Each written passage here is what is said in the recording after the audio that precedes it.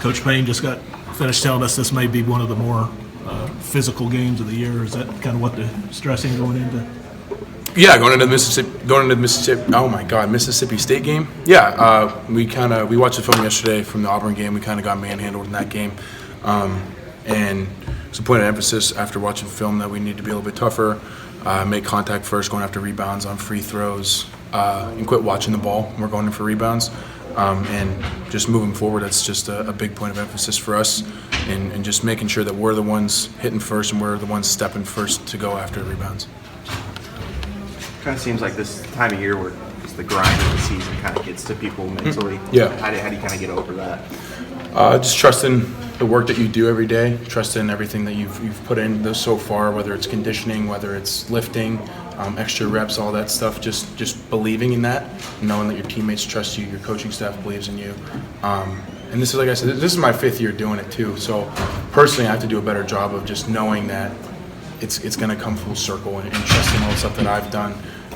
But my teammates too, especially for the younger guys, this is their first time playing college basketball in February, where you're in the middle of conference play, and it can wear on you. But if you just kind of trust and believe everything that you've done is going to pay itself off, then we'll be good. Kenny said he wants to see some more from you. Is there something different that they're asking you to change about your game from Bucknell? I haven't seen a lot of your tape from there, but they asking you to play a different role when it comes to physicality? No, I have to do a better job of like I said earlier, just stepping first and making the contact first. They're not really asking anything crazy out of me. It's not a matter of adjusting anymore. I'm used to playing in the SEC now. It's not my first game. I just have to do a better job of being a leader, getting back to what I was doing, talking, jumping around, being vocal, whether I'm on the court or whether I'm off the court, and just kind of get back to that energy guy that I was before. I kind of got away from that after I got hurt, and I just have to get back. You had a couple of open shots there that last game. They looked good when they left your hand. Mm-hmm. How confident are you that you'll be able to continue to step in and hit those big ones? Oh, I'm really confident. I work on that every day, whether it's with KP or whether it's with Coach Barbie or Joel or myself in the gym.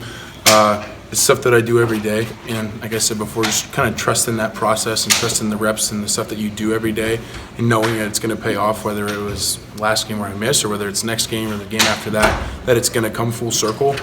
Just trusting everything that you do and believing in that, and trying not to stray away from that, and staying mentally tough. Nate, whether shots are falling or not, one thing you can obviously control is effort and rebounding and things like that. For you personally, how important is it to excel in that area going forward? It's obvious now that this team needs some people that'll throw their weight around a little bit. Yeah, I said it before. I got to get back to that, being that energy guy. I kind of got away from it. I don't know if it was my injury. I was afraid to use my hand a little bit more. But just knowing that I'm healthy and knowing that I have to do that for us to win. Might not always score points, which is okay. I don't really care about all that as much as I care about winning. And obviously last game I didn't do a very good job of that. So it appeared as though I didn't want to win, and that's not the case. But just being physical and kind of understanding that I have to be that guy for us and get back to being that energy guy for us to win games. The word toughness was used a lot after the game, and that you guys lacked it against Auburn. Do you like the fact that you turn around and go up against a team that prides himself on being tough right after that when you kind of get called out by coach? Yeah, absolutely. It's a good test for us. After watching the film and kind of seeing and watching that you got pushed around a little bit, and then going after it yesterday in practice and going after it again today in practice, and just like I said before, just trusting that everything we're doing the past 2 days is going to pay off tomorrow night. And I think it's a good test for us going into the game, knowing that, like you said, they pride themselves on that, and that's something that we have to get in our head, is that we have to pride ourselves on being tough. We have tough guys, and we just have to prove it. Nate, knowing that the big men are such a reflection of him, how much does it piss off Kenny when you guys have a game like that? I don't know if he said anything about it, but it definitely makes him angry, because we got away from what we do with him and everything that you do with Coach Payne working out. He wants you to translate it to the games. For me, in the post, I've been pump faking a lot. We never work on it. So he's always asked me, why are you doing that?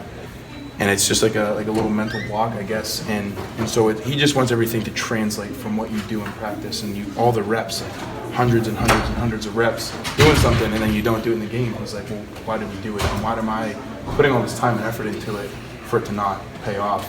But no, he definitely wasn't the happiest kid for him. It's just in general, not just you, but how important is it for other guys to step up so you're not so reliant on Fish and Nick if they have an off I mean, it's big. We only have 8 guys right now that are on scholarship that are playing, and moving forward, it's a beast of a season.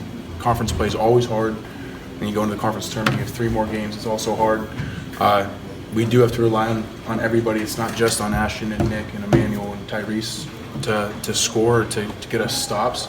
It has to be the 3 guys coming off the bench with me, Keon, and Johnny as well. And all of us really just coming together, huddling, talking about everything, talking about what you see, and not just trying to play and trying to do everything one-on-one, but just coming together and playing as 5. How do you think it played on Nick's mind to, you got outplayed? Coach, I think, said Wiley just really playing. How do you think Nick responded to that, or how it played on his mind? I mean, I think Nick did a good job yesterday in film of being receptive, practice yesterday being receptive, talking with the coaches yesterday. This isn't Nick's first year of college basketball anymore, so it's so easy for when you're getting criticized and you're getting talked to defend yourself right away. But he's definitely been more mature about it, and the coaches asked him to do something and he does it. So, I mean, watching film yesterday, I mean, all of us, but with him, like, he understands what's at stake for himself, and he has to play up to that level at all times. But it's like, you're not going to play perfectly every game. You're not going to have 25 and 15 every game. But he is always going to hustle. He's always going to play hard. And it just happened like one game where it didn't always happen. But Nick is a completely different kid from the beginning of the season, where he's able to get critiqued and then go out and perform well after that. Did he take it too personally before? Do you mean? I mean, I changed. I wasn't here the past 2 years. I don't know what it was like, but I think everybody, and I do it too. Your first instinct is to defend yourself, or to say, well, this, or Yes, sir, Dave. or to say, well, this or well that. But everybody's been really good with being receptive and kind of understanding that the coaches aren't going to tell you something to mess you up. They're trying to help you. They're trying to help you achieve your dreams, but like, we need to win here first for any of that, before any of that stuff happens. And I think that all of us kind of understand what's at stake now is we have to kind of get this thing moving, especially for February. Like, we can't have any lapses going into the conference tournament or anything like that. Hey, Coach Payne mentioned fight and aggressiveness repeatedly going into this game. How do you balance that with a lot of these games? I think there were 49 fouls, called a ton of free throws in the Auburn game. How do you balance the fight and aggressiveness with the way some of these games are being called? I think just being the first one, like in the first 4 minutes of the game, just setting the standard, letting the other team know, letting the referees know that this is going to be a physical game, but we're not here to foul. We're not here to try to foul ourselves out of the game, but that we need to be the first ones to throw that punch, letting them know that if we do foul, this is what the fouls are going to look like. It's not going to be a touchy, hand checks and stuff like that. Gashin will call for a hand check that, this is not, you know what I mean? This isn't like high school basketball. You're going to get bumped and pushed around it. But just setting the standard right from the get that this is how we're going to play, and this is who we are, and this is how we're going to play for the rest of the year. Coach Payne also said that this is not the place for love if you're looking to be loud. Yeah. I don't understand what's wrong with some positive reinforcement. No, guests instruct and push and all that, but how about No, they definitely. There's positive reinforcement. Everybody, you do something well, they're going to tell you. But if you do something incorrectly, they're also going to tell you. And I think that it's just a matter of how you perceive it. And if you're perceiving what they're saying incorrectly, then that's on you. And like I said before, they're not going to say something to mess you up. They're going to instruct you and help you and coach you, because that's their job. And coach always talks about being player driven. Well, it's player driven to an extent where if we get to a point where we need the help of the coaching staff, we have 4 of the best coaches in college basketball behind us to help us win those games. Do you, I wonder if you watched Reggie Perry at all? I don't know how much film stuff you guys have done with them. No, not yet. Okay, I wondered. Yeah. Coach Payne also said you needed to relax. Yeah. The word he used. What does that mean exactly? Why are you uptight?